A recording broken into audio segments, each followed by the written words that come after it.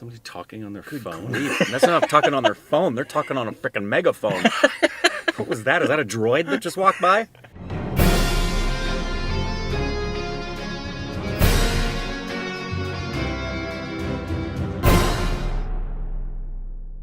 Hey, welcome back to our Stupid Direction. It's up, Corbin. I'm Rick. And you can follow us on Instagram and Twitter. for It's more juicy content. dripping out your nose. And subscribe if you have not, and hit that like button, please. And today, we're right here, is because we're doing a movie review of the new film that just came out that no one has been yelling. No one's talking about. No one has been yelling at us for, screaming at our faces.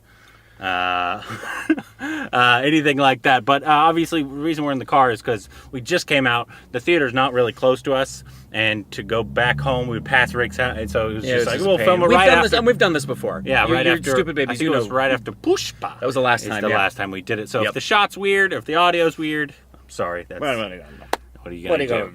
But yeah, we just watched the new film, Kashmir, the Kashmir Files, that just came out, and I apologize. I should have pulled up all the IMDb info, but you guys know who directed it and who's in it and all that kind of stuff. But should non-spoilers? Yeah, we'll start with non-spoilers because we know there's probably a lot of you who haven't seen it. So we'll start with non-spoilers. And also, since this is a film about Kashmir, we are not really doing a review on what was all accurate, even though Rick obviously knows more than I do. He did read a book before we did this, which I would love to read. And so he kind of knows a little bit, and I am going in completely blind, so all the information I was getting was basically off the film. And so that's the perspective we're going in with, just to give you guys a heads up. But Rick, your initial thoughts, please. Yeah, and that's the first thing I wrote down, and I thought about this earlier, was that I would probably the first time we've ever done this, is I would give a disclaimer in the fact that we are the least qualified to make any commentaries about Kashmir. Mm-hmm. What we can make commentary about is cinema and the quality of filmmaking, and whether we're impacted or not by the believability, the story, the credibility of the things that we're watching on screen technically. And so that being said, I think the biggest takeaway from all of this in the midst of this long disclaimer is the fact that you have two guys living in LA who, a little over 3 years ago, knew nothing about what happened in Kashmir, who now are watching a film about it. Reading books about it. And reading books about it. So that's wonderful. So that's wonderful. But I didn't have time to write a paragraph, so I'm just going to do this off the top of my head. But I do know that this is our 19th film of the year, our 141st Hindi film, and our 226th film all time. My initial thoughts. Of the two things that I have just put into my mind within 48 hours of each other, because the book that I read was Our Moon Has Blood Clots, and I read it in a day. I read it yesterday, and then I saw this. I don't know that it was a good idea for me to have read the book beforehand, because I had some expectations of what I was going to be shown. I don't know, maybe it is, because I learned a lot from that book. I didn't...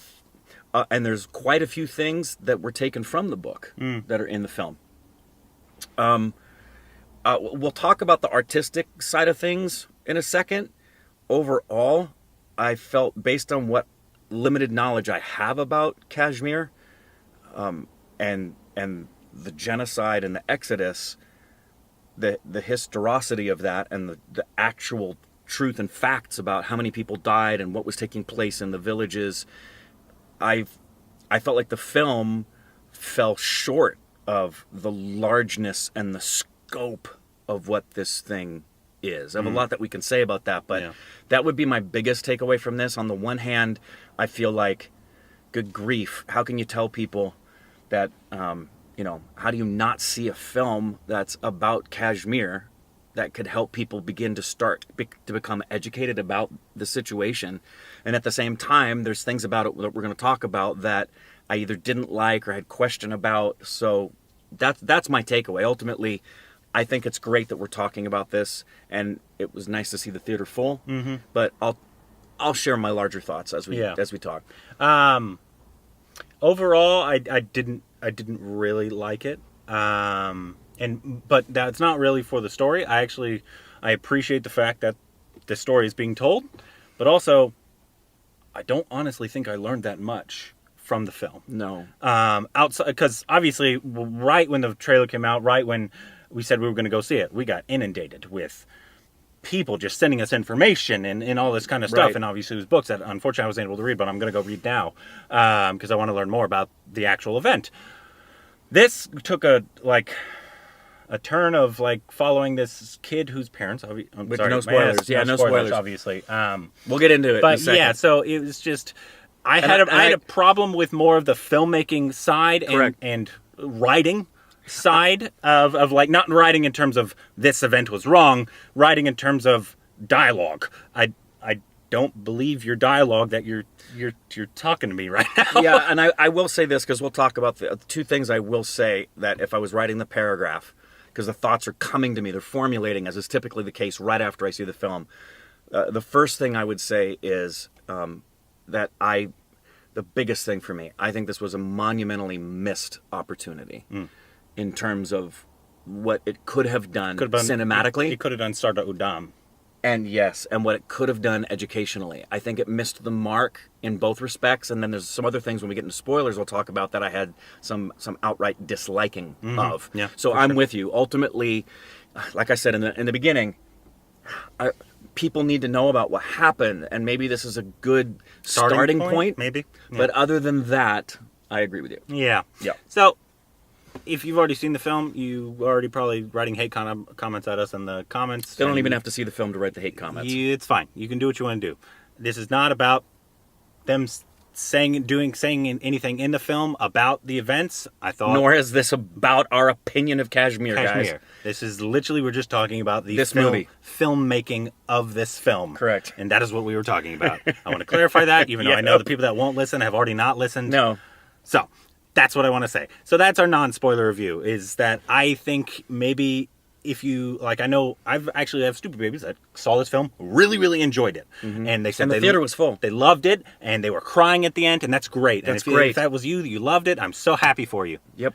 Me too. Me too. If this is cathartic for you, if you happen to be a Kashmiri Pandit, and for you to see your story on the screen in this way for the first time, God bless you. That's magnificent. Yeah. Take people to see the film and share that experience with them. Yeah, but overall, we're going to get into the technical stuff and spoilers. Yeah, spoiler time. That we'll really get into the nitty gritty. Yeah. Overall, I mean, I would say go see it. You're going to go see it if you haven't already, because of it's something that hasn't been told in terms of a full-fledged yet, but we do have some issues with it, and we will get into those now. Yeah. So okay, so spoiler time. Yeah. My biggest issue with this film is and it was predominant throughout, was the believability of writing. And I was reminded of Venom, when you have these great actors on screen, right? Let's say Tom Hardy, Michelle Williams, right? Two phenomenal Oscar-worthy actors, right? Right. And you're like, even though I enjoyed it, but the dialogue between them, it's like, oh my God, who wrote this? And it wasn't that bad all the time. Sometimes it was. But it was just, I knew what was coming. Right. I knew what they were going to say, and I knew what he was going to rebuttal to that and was going to say. Yeah, there was great predictability in the dialogue. Yeah, and for somebody who, I don't know this story outside of what people have argued at me on at Twitter and their arguments that I've seen, that's what this film really felt like to me. This person's argument about Kashmir, as opposed to a telling of the event of Kashmir. Right. 100%. It felt like almost an argument of it, which is, I'm not debating his argument. I'm just saying that's what this film felt like. It felt like his argument for Kashmir. Correct. And that's fine. And I'm not saying his argument's wrong. I'm just saying it didn't feel like this was like Sarda Udam was about the event, the genocide. Or Schindler is a story of the storyline of a person's trajectory through this experience. So agreed. Even in Sarda Udam, we're so happy this story's actually being told and this thing, and because it was done well. I would have been just as disappointed if that was filmed and shot this way, because I would have been like, I don't really feel like I learned anything. I don't feel like you gave the people that died justice in the film, is what I'm talking about. And I know this is a treachery subject that we're talking on, but once again, we're talking about the film, not the actual event or Right. things in this that like we we think said are at the beginning. wrong. We honestly both, the only thing we have an opinion about regarding Kashmir is how sad and heartbreaking it is to know so much tragedy and anger and hatred and bigotry has gone on there for countless centuries now. All we're but saying is about the especially film. in the past, our lifetimes. What do you think about the writing? The thing, it wasn't so much dialogue, although I agree 100% about the dialogue. I had a problem with the fact, and again, this may be because of the framing of my mindset with Our Moon Has Blood Clots. Man, turn that into a movie. Because Our Moon Has Blood Clots is the personal testimony of a man who lived this. He was 14 when it happened. And so what you get is a little, in that book, you get backstory about Kashmir, enough to educate you. Because it's such a complex issue with so many different things that have happened over so many centuries.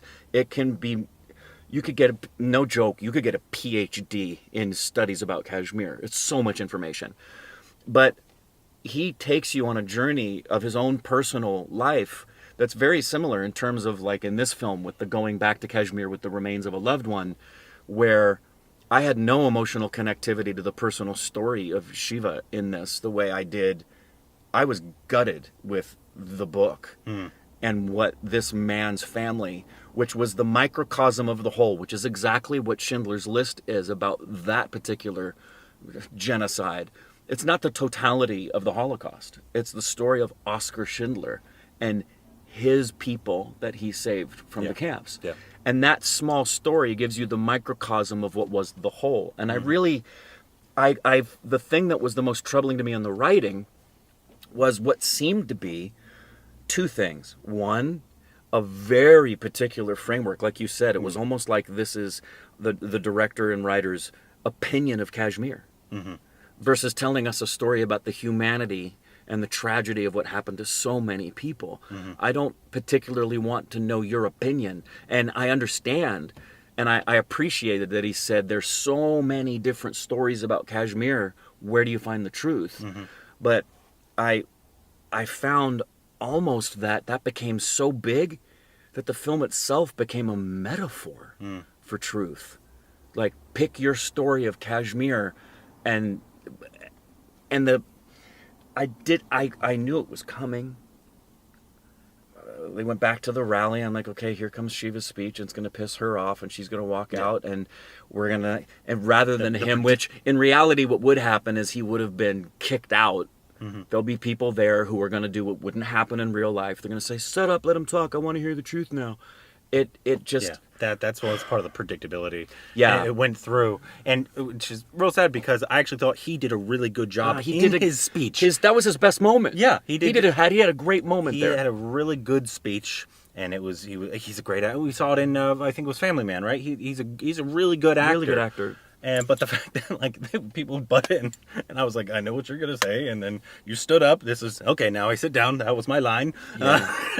And so there was stuff like that. Obviously, there was technical stuff that I knew they didn't have money for, and so I'm not really gonna harp on that. Like some of the CGI stuff was pretty rough. And then some right at the end when that was brutal. when he was shooting him, and That was they brutal. looked like they just literally sat down. No, it was bad. Yeah, God, it was they're real getting bad. shot, and the actors are turning to look at where they're falling. Yeah. It was rough. Yeah, It missed. that was- Now so for that takes away from what it should have done. unless if you've never seen Schindler's List, if you've never seen Saving Private Ryan, if you've never seen, I could go down a list of a bunch of films that depict brutality with realism. Started to dumb. Yeah. Indeed. If you've never seen that, and this is the first time you've seen it, it would be impacting. I can see how there would be people who, if they've never seen anything of this magnitude and this is their first exposure to it, it would be tough for them. But for those of us who've seen this kind of story where there's a human tragedy or there's a Holocaust type of thing, that was difficult. Yeah, technically. and it seems like in the writing or in the direction, whatever, that this director wanted these actors to do certain things, and it became a shtick for a lot of people. Like the bad guy in this might have had a lazy eye. You guys could tell me if that's true or not. But what the actor did, it just became a shtick. Anytime he said something menacing, It was the evil eye. It was. I agree. It was And I was really like, rough. This Really, person, really rough. and I just find it hard to believe if he actually did. But even if he did, let's say the person he was portraying did have a lazy eye, it wouldn't act like that. It was intentional. Yeah, it was 100%. This is a cool moment, and then he did it a thousand so times. over the top that it became almost comical, and that's the last thing you want. And one thing, I actually thought most of the main cast did a really good job. They're all good actors. I think they've had to overcome an obstacle of dialogue a lot of times, or certain things that obviously the director wanted. Yeah. It happened to our lead a few times, and so it just goes to show you how important writing is. And maybe like if I was a Hindu or Kashmir pundit or something, I'd be able to like overlook all this and be like, I'm just so happy this is being told. Right. And I am happy this is being told. I am happy it's being but told. I don't think it didn't have the impact like even another Indian film of another genocide, Sardar Udham did. That didn't have that impact on me. And I actually was hoping, even though it was an awful moment that happened, I'm hoping that I'm sure that happened. Obviously, he shot 25 people and they all went to things the like that's the thing. Things like that and did happen all did of the time. The Saw thing happened. Yes. Okay. That happened, and there were. I'm glad those are actually in the story. There are stories of people getting lined up by the hundreds by the river. Yeah. And just getting mowed down by the hundreds. I mean, that's what I meant by the scope of this thing. Yeah, but that wasn't depicted. And the camps. The technical scope of the aspect, camps and the thousands in the camps. The technical aspects of it, and the unbelievability of like him doing his big Bond speech before he kills them. It's just it takes me out of it like crazy, because I'm like, I'm an actor. I know what he was told. I know what he's doing, and it 100% takes me out of the moment. This is the crescendo. Yeah, yeah. I'm supposed to be like sobbing that he's murdering these people in front of me, women, children, sawing people in half. Hi. Sorry, Androni's goes. You're going to see somebody coming. She went and got us some cappuccinos, bless her heart. But yeah, so those are the things I'm most frustrated with the film about is the technical side of the writing, the dialogue.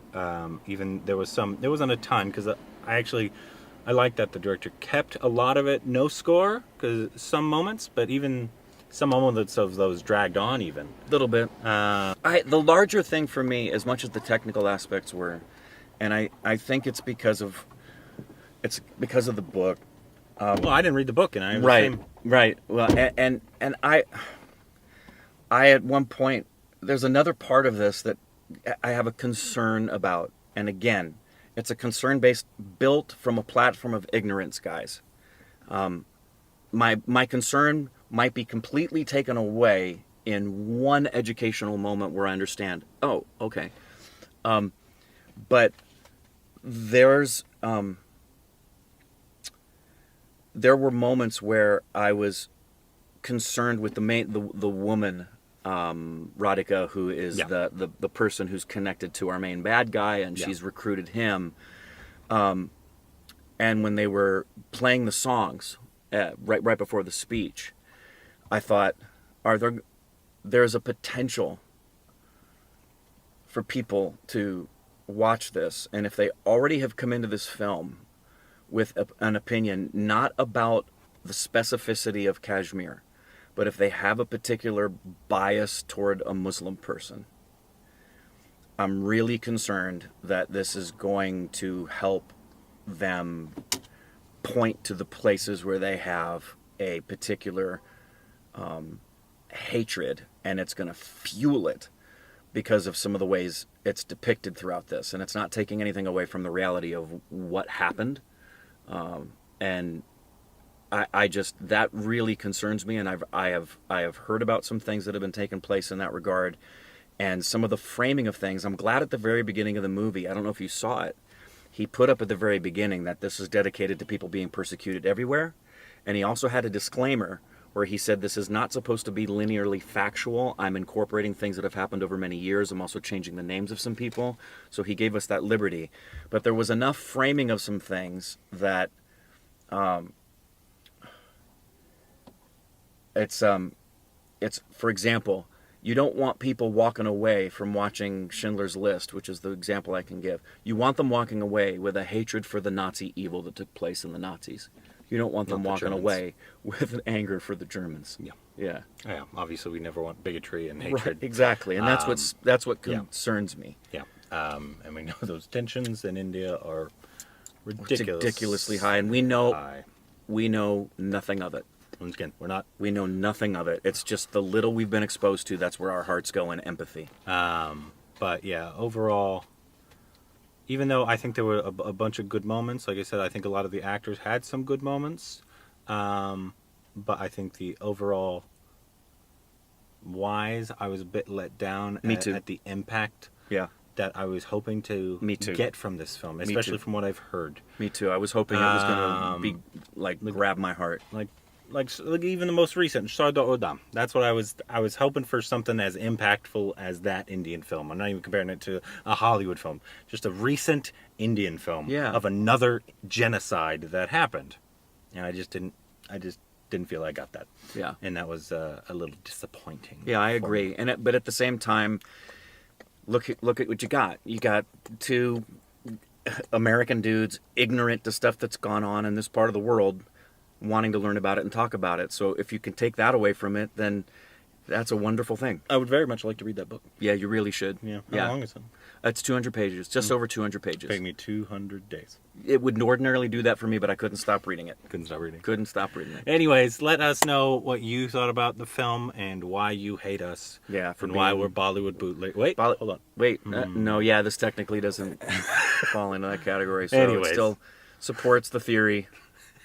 Anyways, please let us know what you thought about the film and what should be the next film that we should watch, and if there's more informational books, articles that we can please send them to educate us, so we can give them a read down below.